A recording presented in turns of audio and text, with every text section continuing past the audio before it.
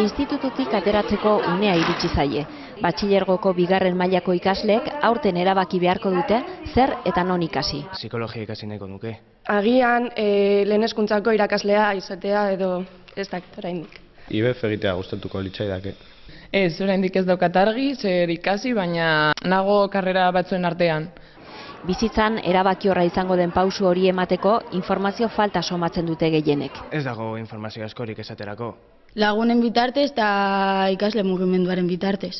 Nik uste dut informazio faltarik ez dagoela, baina erabaki hain zaila denez, batzutan beraiek atxeki hori ipintzen dute, ez daukago informazioa, nik uste dut informazioa badagoela.